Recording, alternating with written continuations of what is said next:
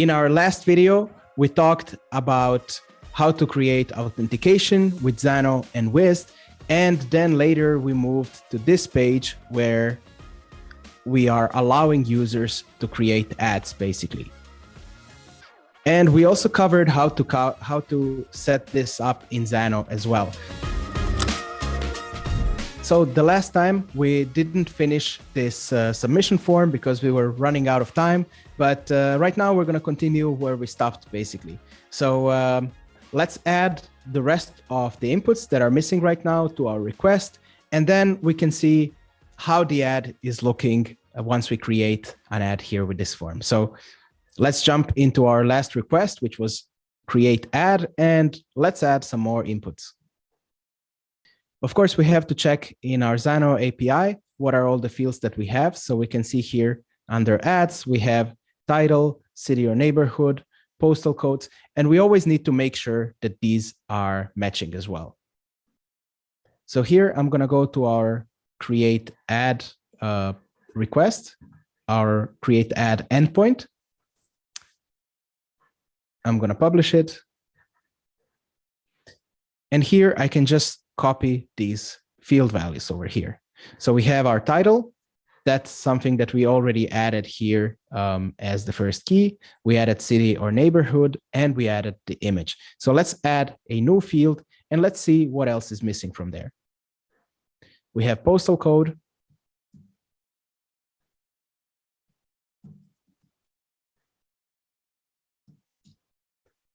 And we're going to bind that to our postal code field here. So we're going to go under general, inputs, postal code, and we're going to select that.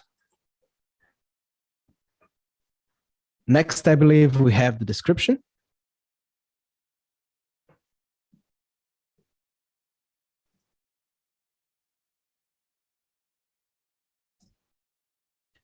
And the value we're going to set to the description input.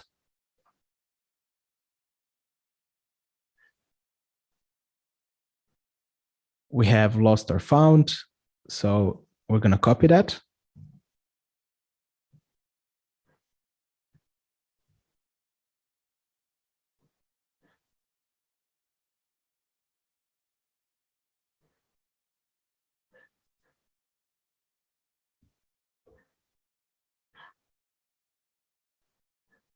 So contact email, location, street.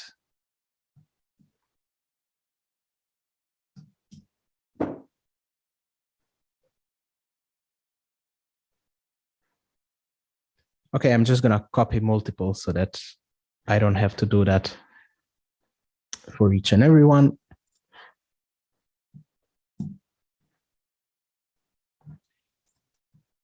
And I'm going to paste them in here. So location, city.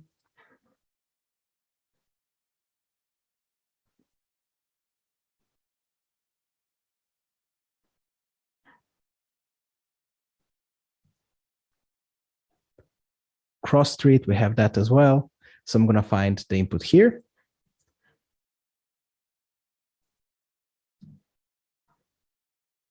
Street.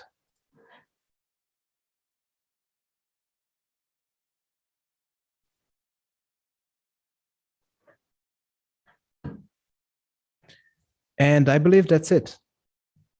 Let's check location, contact email. Yeah, I think we set everything up. And now we can basically check if our request is working correctly. So we can refresh the canvas, fill this out. Let's say we write here, cat, city or neighborhood,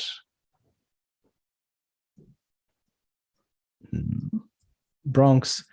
Okay, I can see here that all of the inputs are having a black color applied. So let me change that quickly in Webflow.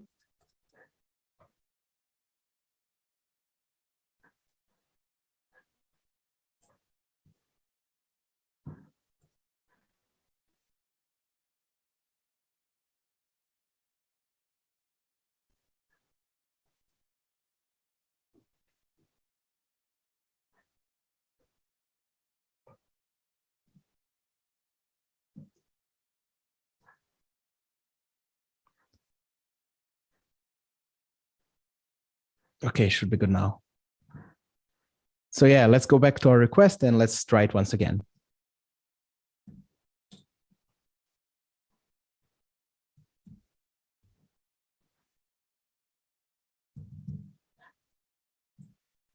And we're going to write city here. And we can also upload an image. So let's see what I have on my computer. I have this dog image and I have this Wanderlust clonable image. So I'm going to add this. And now we can basically see if our create add request is working. So we can run the request and we can see that all of the data has been populated correctly here. And if we go now to Xano, we can see that a new record has been created. So let's go to our database. Let's check the ads database. And here we can see that record that we just created. And we can see that all of these fields have been populated for us. Cool. And now if we go back to our homepage, we can see also that this record has been added here. Now, what we're going to do next is we're going to try to create a page that populates data based on what we're getting from Xano. Now, we are going to go to the page with a query parameter added, and then based on that query parameter, we're going to create a fetch request to Xano and get the data we need. So each one of these items that we created here has basically an index value. So the index in an array for the first item is usually 0, and then it goes from 0 to 1 to 2 to 3. So we have 0, 1, 2, and 3 here, and we want to pass that index as a query parameter when we go to the advertisements page. Now you can think of this page as a CMS template page, basically. It's just holding dummy value, but then we're going to get the data for this page from our request, and then we're going to populate it. So let's set that up. The first thing we have to do is make sure that this link of these items has the query parameter added. So to do that, we can simply go to actions, create a new action, and we're going to call it set add link.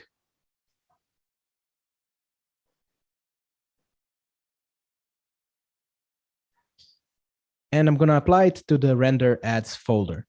Here under attributes, I'm going to choose the whole link items. So let me see if I have it.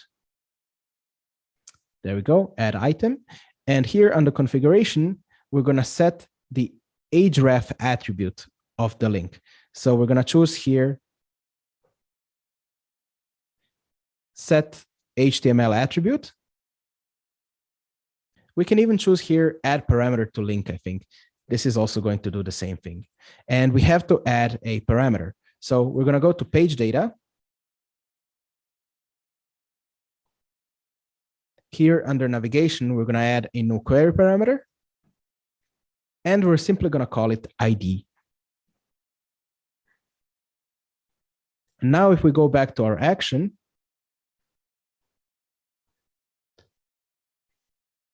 which was this set add link action, we can add the query parameter which we just created. And as the value, we're going to set the current index. And to do that, we have to add our iterator variable, which we created earlier. Now, this variable is something that we covered in the last video. This is basically the counter that counts which item in the array we are currently rendering. So we're simply going to pass that. And now if I refresh the canvas and we click on any of these items, we should see that in the URL, we also have the index. So where do we find the URL? We can simply go here to Canvas, and here we can see the current URL. And we can see that our query parameter of ID with a value of 0 has been applied.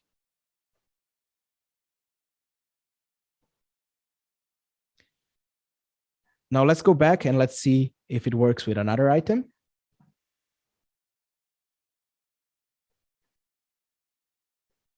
So this one should have the number 3 added. And yeah, we can see it doesn't have the number 3 added. So I think I set it up wrong on my side.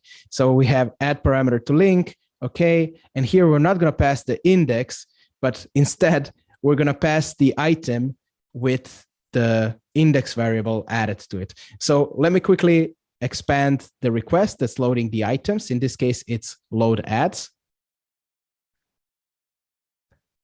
Let's run that quickly. And then what we're going to choose here is the ID of the item. So let me delete whatever I have here. We're going to choose the item ID. And here I'm going to add my index variable. Sorry, my iterator variable. Okay, there we go. And now this should be set up correctly. So let's go back to our home page and let's try it out once again. Okay, we can look here at the canvas and we can see now that the ID query parameter is getting propagated correctly. Cool. Now we basically have to use this data from the query parameter to make a request to Xano. So if you look now at page data and we look at our query parameter, in this case, this parameter of ID, we can see here that we have the number 4 inside. And if we go to another item, we're going to see that we have a different value. So let's say we go to the second item, we should have basically a value of an ID of 2. And if we click on our first item, we should have a value of 0. No, sorry, we have a value of 1 because this is the ID in Xano. This is not the ID of the items that are rendered currently on the page, but instead it's the ID that we have in Xano. So this is why we have 1. Okay. Now let's use this value to create a request to Xano. Before we do that, let's look at our endpoints and let's see which endpoint we need. So we're going to go here under API, default group, and we're going to check our ads. And here we want to get one record. We don't want to get a list of records. We need this one over here. So we can see here that we need to go to this endpoint and we need to provide the ID at the endpoint level, basically. So let's head back to Wized. We can see we need a GET request, which is in data in, and let's simply create a new request. We can call it load add. Under app, we're going to choose Xano, and as the endpoint, we're going to simply paste this in. Now, here, we basically need to provide the ID of the item.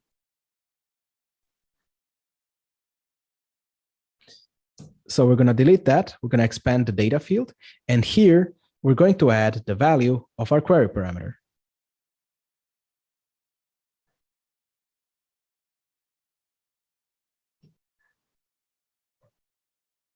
Method, we're going to choose get. And we can see that this endpoint is not closed, so we don't need to pass any authorization or anything like that. We can simply try to run this request. And there we go. We can see that we get the item with the ID of 1, the ID that we provided through our query parameter. And now we can simply try to change this here. We can change the value of the query parameter to 2, let's say, and we can try to rerun our request. So let's try it again. And we can see that we get the right item. Cool. Now we can simply render this data on the page, and that's basically it. So let's do that quickly. We're going to go to actions. Here, I'm going to call this folder render add.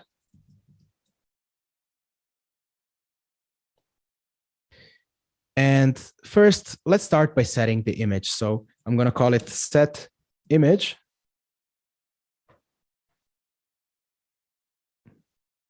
I'll apply this to the add image element. And under configuration, I'm going to choose set HTML attribute. source. And on the source, I'm going to choose the image from our request. So we have our load add request, which is the last request we created. And here we have the image, and we need the image URL field. So let's go down here. Cool. And we're also going to replace the source set attribute as well.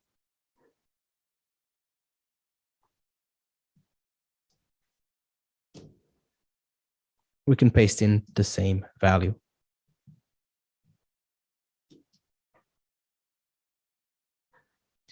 And now if we refresh the canvas, we can see here that our image gets displayed. Okay, there seems to be something wrong. And it's probably because the wrong attribute is applied, add image. So let's see what's going on here.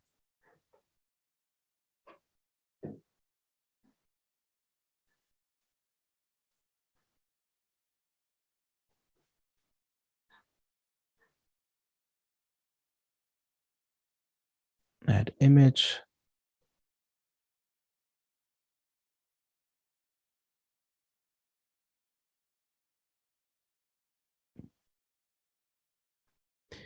Okay. Okay. Yeah. Basically the request hasn't been loaded on the page. That's why this is happening. So let's go back to our request and let's set up a trigger for our request.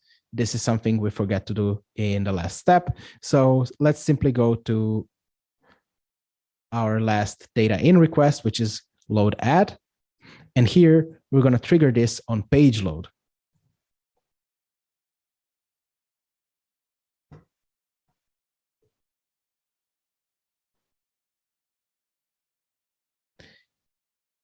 Here I'm going to select an element that's only present on this page.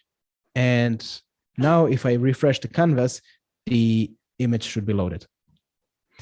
And there we have it. Now let's replace the rest of the fields. We're going to add a new action. We're going to call it set title.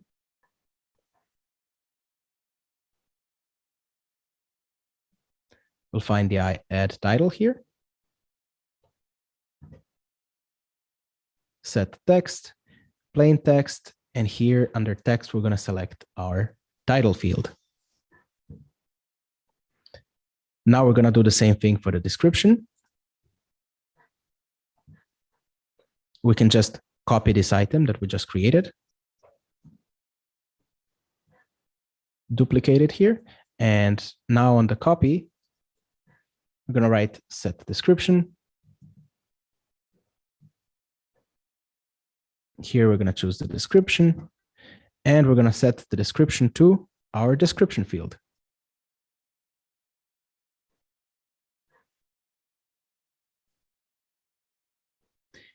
All right, let's start by setting up attributes and combining that with our Wized data that we're getting from somewhere, in this case from Xano. So let's go back to the home page, and we can see here that we have some pre-built filters already. We can basically choose whether we are searching for something that was lost or that was found. So inside of Webflow, we're going to set up a simple attribute solution. Let me zoom in a little bit more. And we're going to do that on the home page here. So let's quickly open attributes filters. I'll copy this.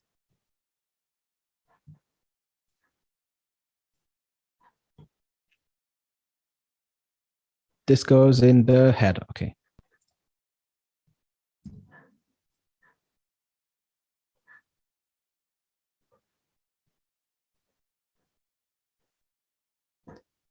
Okay, so we have our list first that we have to select.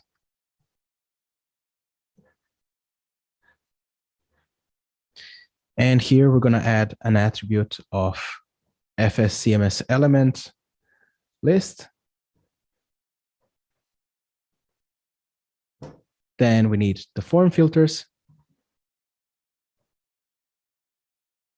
So this goes on the form. So I'm going to select here the form element.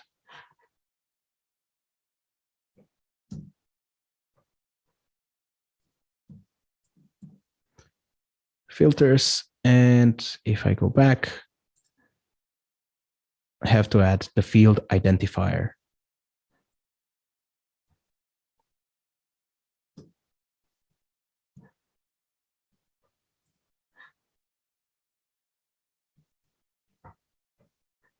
So here, I'm going to write lost or found. And same here.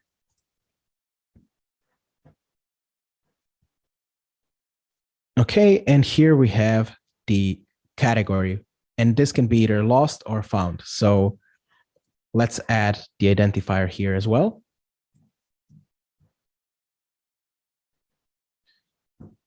All right.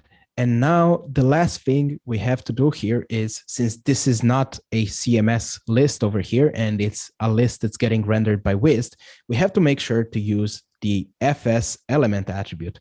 And we have basically here a wrapper, a list, and an item. So here we're going to write FS CMS element and a value of wrapper. Then we're going to go here to list. We're going to add the same attribute with a value of list.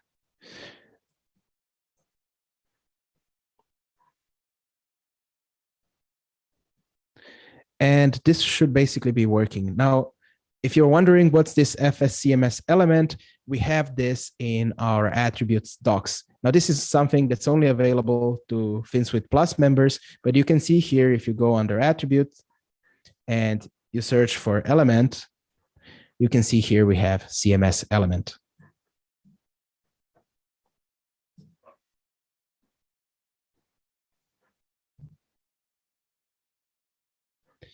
And let's now publish our project, and let's see if the configuration was set up successfully. We can open the project. We can see here that we get data that's loaded from Wized, and we can try to apply it. And yeah, we can see that we don't have any items that have been found, only items that have been lost. And now let's change this value in Xano, and let's see if it will still be working. So here we can simply change the category of this item to found, and here we're going to change it as well. So 2 items should be found, 2 items should be lost.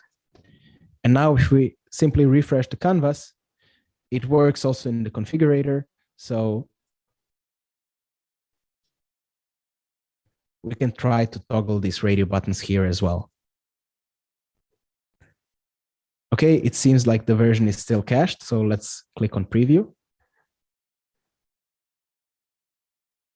Okay, we didn't set up the category rendering field inside of Wized. So this is where the error is.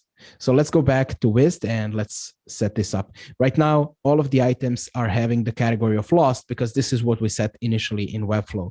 So this is not being dynamically pulled from Xano.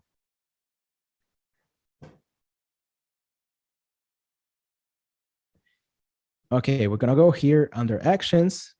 We're going to call this action render category or set category. I'm going to apply it to the category button. And under configuration, I'm going to choose set text, plain text. And the text I'm going to get basically from the load ads request. Okay, lost or found. And here we have to replace the index with our index variable once again. So we're going to go down here to the page, to the general settings. And we're going to select our variable here. All right. And now if we refresh the canvas, this should be working. We can see here we have lost, lost, found, found. And now if we toggle these radio buttons, we can see that the attributes are working. So you don't need any third-party scripts. You don't need any JavaScript to make this work. This just works out of the box. All right, now let's go to Xano and let's explore the function stack. Now, this is something that you'll probably need to play a lot with. And it's something that a lot of people find overwhelming at first.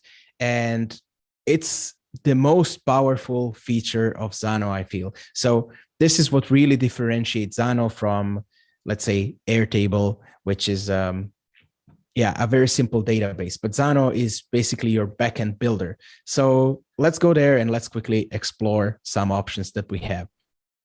So we're going to go to our query all ads records. And let's say that we wanted to create premium ads that only our paid users can view.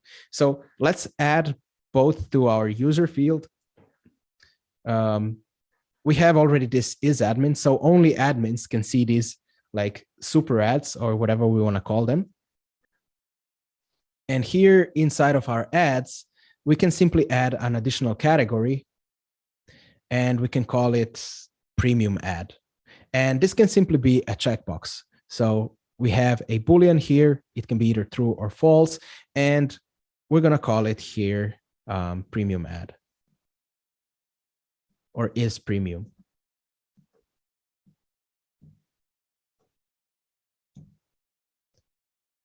All right. And by default, it's going to be false, but we can set it to true for different items. So let's say only this one is premium because here we have 3 dogs and this one is different. Okay, cool. And we can see here that this is the item with the index of 4. And what we can do here is if the user is an admin, we can send basically all of the items in the response. But if the user is not an admin, they can only see the first 3 items. So let's learn how to do this quickly. We're going to go to API, click here on our default group, and here we're going to go to our query all ads records.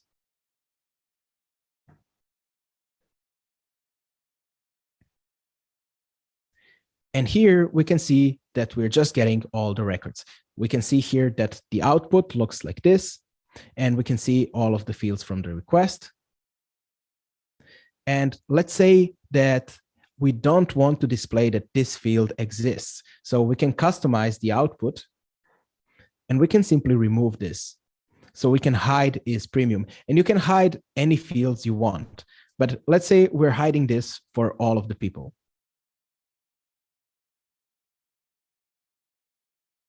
Now, you could also keep it and then stylize the items on the page based on that.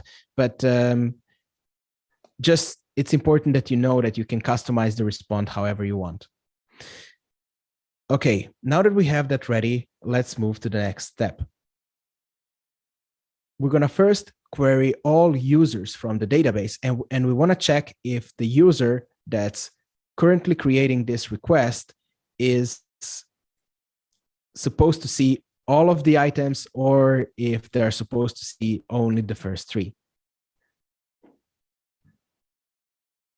So first, let's here add an input. Basically, the user needs to provide the ID so that we know how to query the database. Now, this sounds a little bit confusing, but I'm going to show you how to do that in Wized in a little bit. So here, under inputs, we're going to add an integer, and we're going to write user ID.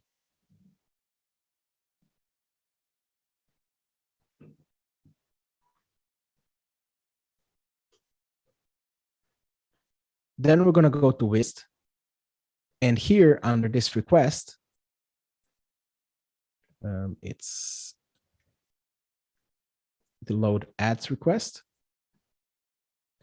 We are basically going to add an input as well. So here we're going to write this user ID input, which we just created. And as the value, we're going to add the value of the user that's currently loaded. So we're going to expand our load user request. Right now, we are not getting the user because we're not logged in. So let's quickly log in so we get that data as well.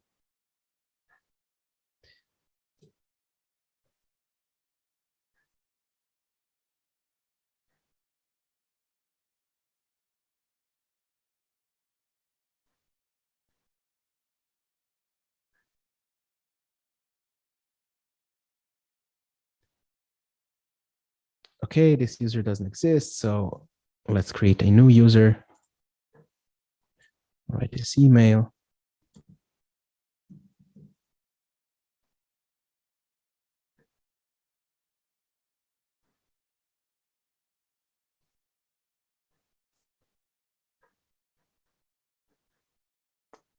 Okay, seems like this account already exists. So I'll just change something up a little bit.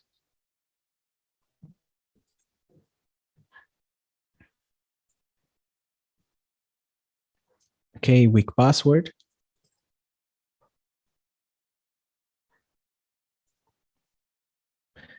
All right, there we go. Okay, now that I'm logged in, I'm gonna go back to our homepage. And now let's fix our request, basically. We can see here we have our load ads request. And as I said, we're gonna pass the ID of the user that's currently logged in. So here we're gonna expand this data field. We're gonna go to our load user request, and we're gonna pass the ID field. Now, we also wanna make sure that the load user request runs before the load ads request.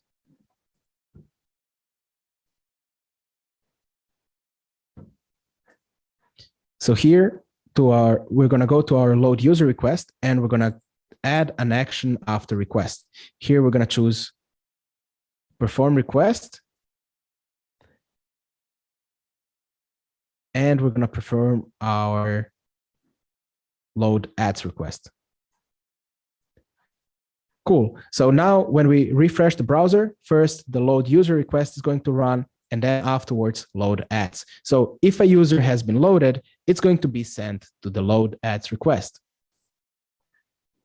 And now let's specify in Xano what we want to send back based on which user ID was provided, or actually if an user ID was provided.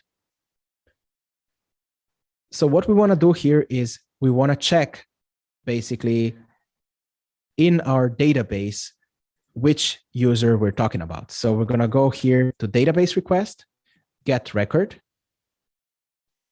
user, and we're going to check to whom the ID belongs that we provided here. So we're going to check if the ID of the user in our database matches the ID of the user that was provided in the request.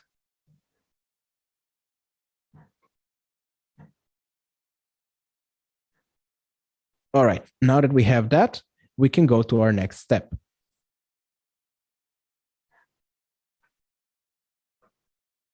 Okay, there we have it. Under data manipulation, we have our conditionals. So we're going to simply create an if-else statement. So if a condition is true, we do one thing. If a condition is false, we do another thing. So here we're going to check. We're going to define what is the condition. So we're going to go to our user, and we're going to check if user dot. And now let's check the field quickly. So we can see here our user output has this admin field. So we want to check if user admin is true. So let's go back to our conditional. And here we're going to check again if user, sorry, wrong field. If user1 dot admin is true.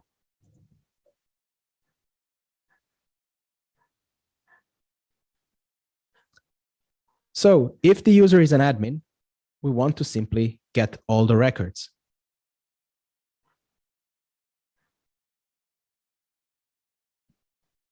Otherwise, if the user is not logged in, or if the user is not an admin, we're going to filter the records that we send back. So here we're going to choose again, query all records from our ads database, but we're going to apply a filter.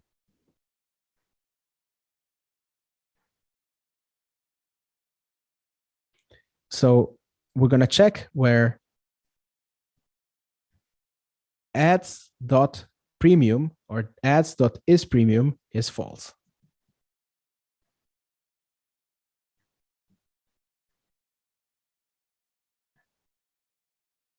And here under return as, we're going to choose as ads.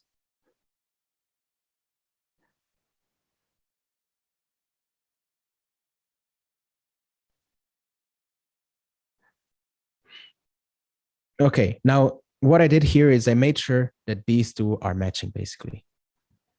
And here in the response, we have basically the ads variable here. So now we can basically test our output. We can go here under run and debug.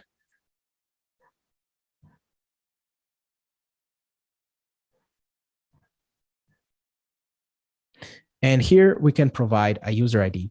So let's check which user is an admin and which isn't. So we can simply go to our database, go to users, and here we can see only the user with the ID of 1 is an admin and the user with the ID of 3 is not an admin. So let's go back to our dashboard. Let's go back to our API endpoint.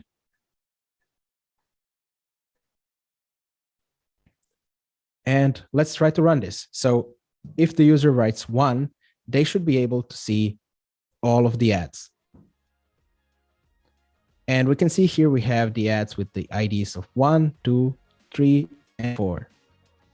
And now if we set up everything correctly, if we write here in the input, for example, 3, which is the user with the ID of 3, and we try to run this request, we're going to see that we only get 3 ads basically. Yeah, thank you everyone for coming and joining in on this live session. It was really interesting to go through the whole process on how the front end interacts with the back end, jump a little bit back and forth from Webflow to Wized to Xano, and I hope you got something out of it. First, we covered how to set up attributes. We covered how to get data from a query parameter based on the ID that we're passing in the query parameter. And then finally, we learned how to build things in the function stack in Xano. Thank you so much for jumping in, and I'll see you in the next video.